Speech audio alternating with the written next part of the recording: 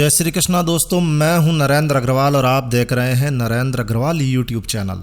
आज हम आपको योगिनी एकादशी के व्रत की कथा, योगिनी एकादशी का महत्व और योगिनी एकादशी के पूजन के संबंध में पूरी जानकारी इस वीडियो में शेयर करने जा रहे हैं। ये वीडियो आपके लिए बहुत ही उपयोगी साबित होगा यदि आप इसे पूरा अंत तक देखते हैं। आइए शुरू करते हैं। दोस्तों, आषाढ़ कृष्ण पक्ष की एकादशी, यही एकादशी योगिनी एकादशी कहलाती है। अभी आषाढ़ का महीना चल रहा है और एकादशी का दिन धरती के प्रत्येक प्राणी के पालनहार भगवान विष्णु को समर्पित है। तो इस दिन भगवान विष्णु का पूजन जरूर से करना चाहिए।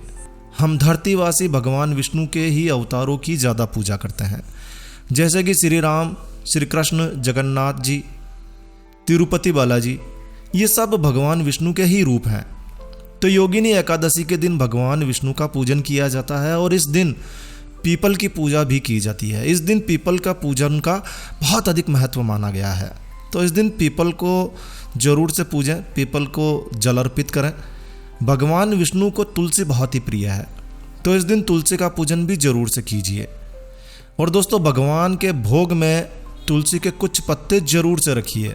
बिना तुलसी के पत्ते रखे भगवान का भोग पूरा नहीं होता है। तो इस एकादशी के व्रत के प्रभाव से मनुष्य के सारे पाप नष्ट हो जाते हैं। भगवान विष्णु के साथ साथ महालक्ष्मी जी की प्रसन्नता भी उसे प्राप्त होती है। कहते हैं कि योगिनी एकादशी के व्रत का फल हजारों ब्राह्मणों को दान करने के समान प्राप्त होता है। यदि आप इस व्रत को कर रहे हैं तो व्रत के दिन पूर्ण रूप से ब्रह्मचर्य का पालन करना बहुत ही जरूरी है। सुनिश्चित कर लें कि आप उस दिन ब्रह्मचर्य का पालन करें। व्रत में इस दिन एक समय फलाहारी किया जा सकता है। पूजा के लिए स्नान के बाद भगवान विष्णु की आराधना करनी चाहिए, भगवान विष्णु का पूजन करना चाहिए। और पूजन के दौरान मम सकल पाप क्षय पूर्वक कुष्ठादि रोग निर्वति काम नया योगी नैकादशी व्रत में हम करिष्ये, इस मंत्र को बोलते हुए पूजा शुरू कीजिए और फिर भगवान विष्णु को पंचामृत से स्नान कराइए।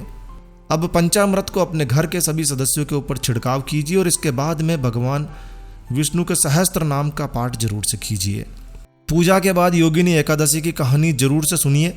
दोस्तों, किसी भी व्रत को, किसी भी पूजा को तभी पूरा माना जाता है जब आप उससे जुड़ी, उस व्रत से जुड़ी कहानी को सुन लें। तो आइए योगिनी एकादशी की कहानी आपको सुनाते हैं। दोस्तों, ये कहानी स्वयं भगवान श्री कृष्ण ने युधिष्ठिर को सुनाई थी। तो श्री कृष्ण भगवान बोलते हैं कि हे राजन, आषाढ़ कृष्ण एकादशी का नाम योगिनी एकादशी है। इस व्रत के प्रभाव से समस्त पाप नष्ट हो जाते हैं और यह इस लोक में भोग और परलोक में मुक्ति देने वाली है। ये तीनों लोकों में प्रसिद्ध एकादशी है।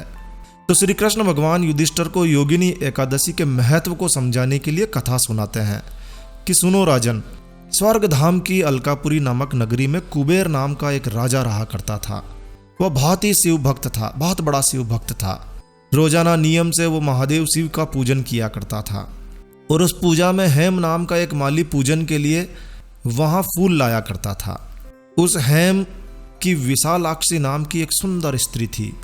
एक दिन वह मानसरोवर में पुष्प लेने के लिए गया, लेकिन वहां जाकर वो कामाक्षत हो गया।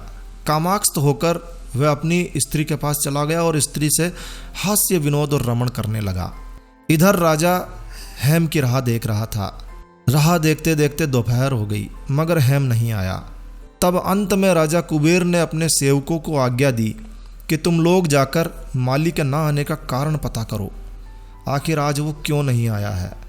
तो सेवक चले गए, खोज खबर लेकर आए और सेवकों ने राजा से कहा कि महाराज, वो व्यक्ति अति पापी, अति कामी व्यक्ति है और वो अभी अपनी स्त्री के साथ हास्य विनोद और रमण कर रहा है। ऐसा सुनकर कुबेर बेहद क्रोधित हो गए। क्रोधित अवस्था में उन्होंने हेम को दरबार में लाने के लिए कहा। सैनिक गए, हेम माली को लेकर आए। हेम माली राजा के भय से कांपता हुआ दरबार में उपस्थित हुआ। राजा कुबेर ने क्रोध में आकर कहा, अरे पापी, नीच, कामी, तूने मेरे परम पूजनीय ईश्वरों के ईश्वर, देवों के देव महादेव शिव का अनादर किया है और इसीलिए मैं तुझे श्राप देता हूं कि तू स्त्री का वियोग सहेगा और मृत्युलोक में जाकर कोढ़ी हो जाएगा। कुबेर के श्राप से हेम माली का स्वर्ग से पतन हो गया और वो उसी क्षण कोढ़ी बनकर पृथ्वी पर जा गिरा। भूतल पर आते ही उसके शरीर में श्वेत कोढ़ हो गया। उसकी स्त्री भी उसी समय अंतर्ध्यान हो गई। मृत्युलोक में आकर हेममाली ने बहुत सारे महान दुखों को भोगा।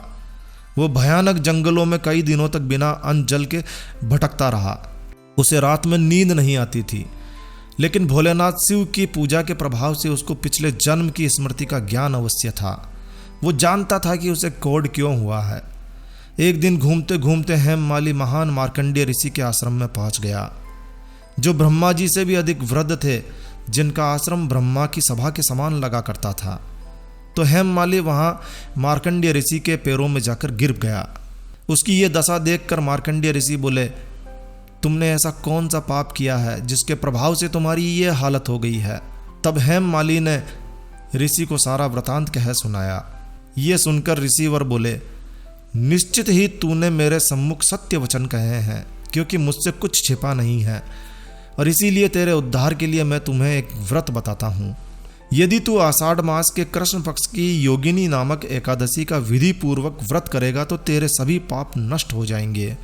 यह सुनकर हेममाली अत्यंत प्रसन्न होकर मुनि को साष्टांग प्रणाम करने लगा। मुनि ने उसे स्नेह के साथ उठाया, आशीर्वाद दिया।